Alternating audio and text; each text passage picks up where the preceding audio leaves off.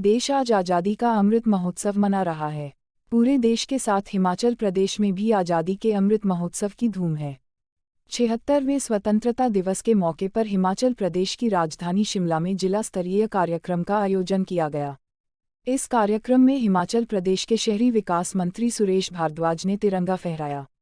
जिला स्तरीय कार्यक्रम के दौरान पुलिस की परेड लोगों के लिए आकर्षण का केंद्र रही। भारी बारिश के बावजूद पूरे जोश के साथ देश की आज़ादी के लिए बलिदान देने वाले भारत मां के वीर सपूतों को याद किया गया। शहरी विकास मंत्री सुरेश भारद्वाज ने कहा कि आज देश ने आज़ादी के 75 साल पूरे कर लिए हैं। आज़ादी के अमृत 75 साल पूरे होने पर देश भर में आज़ादी का अमृत महोत्सव मनाया जा रहा है। प्रधानमंत्री नरेंद्र मोदी ने हर घर तिरंगा अभियान के जरिए लोगों को देश की आज़ादी में बलिदान देने वाले वीरों को याद करने की मुहिम को छेड़ा है। उन्होंने कहा कि देश की आज़ादी में कई वीर सपूतों ने शहादत दी। सुरेश भारद्वाज ने कहा कि भारी संघर्ष के साथ देश को आज़ादी मिली है। आज़ादी के बाद की पीढ़ी को देश की आज़ादी की महत्ता पता लगे, इसके लिए हर साल स्वतंत्रता दिवस के मौके पर वीर सपूतों को याद किया जाता है। देश की आज़ादी के मौके पर आज पूरा देश तिरंगा में है। हर घर में तिरंगा लहराया जा रहा है। पंजाब दस्तक के लिए सुरेंद्र राणा की रिपोर्ट। आज़ादी को प्राप्त करने के लिए जिन लोगों ने अपना बलिदान दिया, शहीद हुए, अलग अलग तरीक़ों से देश को आज़ाद करने के लिए जिन्होंने स्वतंत्रता संग्राम में बढ़ चढ़ करके भाग लिया, और मैं उन सभी शहीद बलिदानियों को विनम्र वो श्रद्धांजलि अर्पित करता हूँ।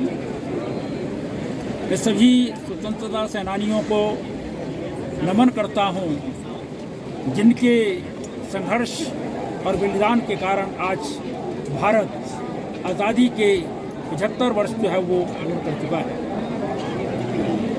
अंग्रेज़ों के समय हम जानते हैं कि किस प्रकार से रॉलेट एक्ट जैसे कानून बना करके जलियांवाला बाग जैसे बड़े बड़े नरसंहार हुए।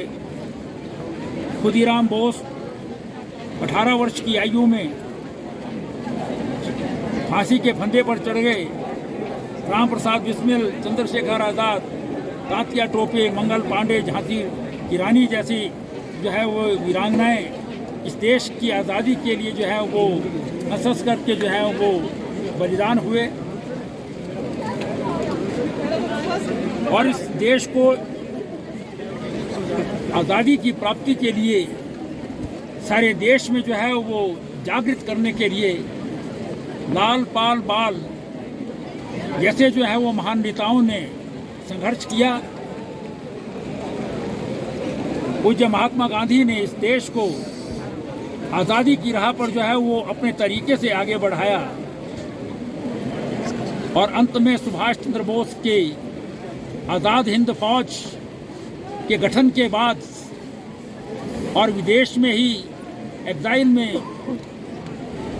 आज़ाद भारत की घोषणा के बाद और नेवी में हुए सशस्त्र